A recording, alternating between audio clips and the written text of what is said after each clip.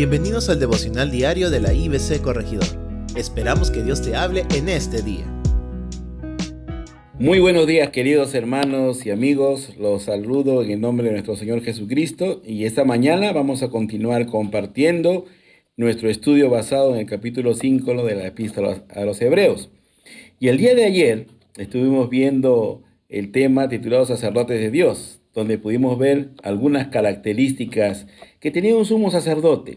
Como pudimos ver el día de ayer, el sumo sacerdote era escogido por Dios de entre los hombres. Tenía que ser un hombre. El sumo sacerdote era designado por Dios, no era una designación humana. Y también recordamos que el sumo sacerdote tenía un propósito específico, un rol específico que cumplir, y él era el de ofrecer sacrificios, ofrendas en favor de los hombres ante Dios. Y el día de hoy vamos a continuar con el tema que hemos titulado Sumos Sacerdotes Humanos. Y para ello vamos a leer los versículos 2 y 4 del capítulo 5 de la Epístola a los Hebreos, que dice así: para que se muestre paciente con los ignorantes y extraviados, puesto que él también está rodeado de debilidad, y por causa de ella debe ofrecer por los pecados, tanto por sí mismo como también por el pueblo. Y nadie toma para sí esta honra, sino el que es llamado por Dios, como lo fue a Aarón. Muy bien, hermanos, el día de hoy vamos a ver otras 4 características de los sumos sacerdotes que tienen que ver más con su rasgo humano. En primer lugar, el sumo sacerdote era paciente y bondadoso. Tenía que tener un corazón lleno de paciencia. Tenía que tener un corazón empático, un corazón bondadoso con aquellos por los cuales iba a interceder delante de Dios.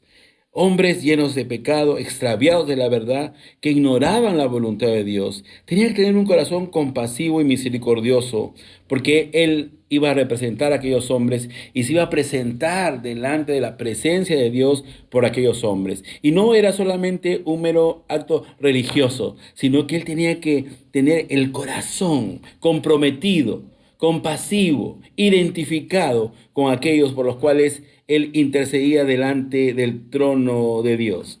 Pero también hay que recordar que el sumo sacerdote era un hombre, era un ser humano. Y como dice la palabra, estaba rodeado de debilidades. Él mismo estaba sujeto a tentaciones, a la fragilidad humana, al pecado original. Y él tenía también esa debilidad. Por lo que es importante señalar que era un hombre igualmente pecador, ¿no? Lleno de todas las luchas, de toda la fragilidad que tú y yo tenemos cada día. Era un ser humano, ¿sí? Entonces él luchaba también contra su propia naturaleza humana, contra su propia naturaleza pecaminosa. Era un hombre lleno de debilidades. Otro punto importante es que el sumo sacerdote tenía que ofrecer, por lo que hemos conversado, sacrificios por sí mismo. Él entraba al lugar santísimo y lo primero que hacía era ofrecer sacrificios, ofrenda por sus propios pecados, porque él también había fallado al Señor. Él lo primero que hacía era ofrecer ese sacrificio, interceder por sí mismo delante de la presencia de Dios, para luego de ello poder ofrecer los sacrificios por sus hermanos, por los demás hombres. Era un sumo sacerdote que tenía que interceder por él mismo. Él no estaba libre de pecado, él también tenía que alcanzar la gracia, el perdón de Dios. Pero también el sumo sacerdote era honrado con este llamado. Realmente ser un siervo de Dios, servir al Señor es una honra, jamás una carga pesada, jamás una obligación. Y aunque el costo es grande, ¿no?, de ser un siervo de Dios, un pastor, un hombre que sirva al Señor, yo considero que no hay oficio, no hay trabajo, no hay servicio más sublime, más grande que ser un siervo de Dios. ¿Sí? Porque realmente no cualquiera sirve al Señor, sino aquel que es llamado y por lo tanto honrado por el Señor. Por eso es importante que reiteremos que el sumo sacerdote no era alguien impulsado, ¿no?, o autodenominado para este puesto, para este cargo, sino era una honra especial, un llamado divino, exclusivo, para dedicarse a este ministerio, como lo fue Aarón, el sumo sacerdote que fue designado para el Señor, ¿no? Entonces era una honra especial porque ha sido llamado para el Señor. Y así nosotros debemos honrar también a los siervos de Dios, a nuestros pastores que sirven al Señor, porque ellos son honrados por Dios. La Biblia dice que el que sirve al Señor es signo de doble honra. En primer lugar, reciben la honra del Señor. Ahora es interesante que nuestro Señor Jesucristo, que es nuestro sumo sacerdote, estamos hablando estos días del sumo sacerdocio de nuestro Señor Jesucristo, que se presentó allá en el tabernáculo celestial, en la misma presencia de Dios por nosotros. Él excedía estas características que hemos visto el día de hoy. El Señor Jesucristo era compasivo, es compasivo y misericordioso.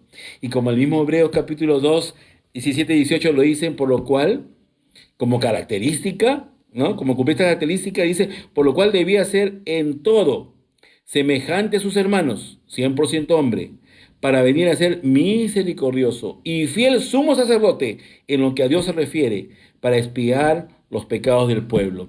El Señor Jesucristo era compasivo, misericordioso, como lo vemos en Mateo 9:36, que dice que al ver las multitudes tuvo compasión, conmiseración, misericordia de ellas, porque estaban desamparadas y dispersas como ovejas que no tienen pastor. Ese corazón compasivo, misericordioso, que entiende nuestra fragilidad, nuestras luchas, nuestra situación, la tiene el Señor Jesús. A ti, mi amigo que me estás escuchando, a ti, mi hermano que me estás escuchando, si estás pasando por algún tiempo difícil, el Señor Jesús te entiende. Y tú, mi amigo, que aún no has alcanzado la gracia de Dios, el Señor Jesús está lleno de compasión por ti. Él dio su vida por ti. Ven a Cristo, no te tardes. El Señor Jesucristo es santo y fue sin pecado. Esa es la gran diferencia. Aunque fue tentado en todo, pero por ello se compadece porque nos entiende, como dice Hebreos 2:18, pues en cuanto él mismo padeció siendo tentado, es poderoso para socorrer a los que son tentados. Y Hebreos 4:15 nos dice, porque no tenemos un sumo sacerdote que no pueda compadecerse de nuestras debilidades.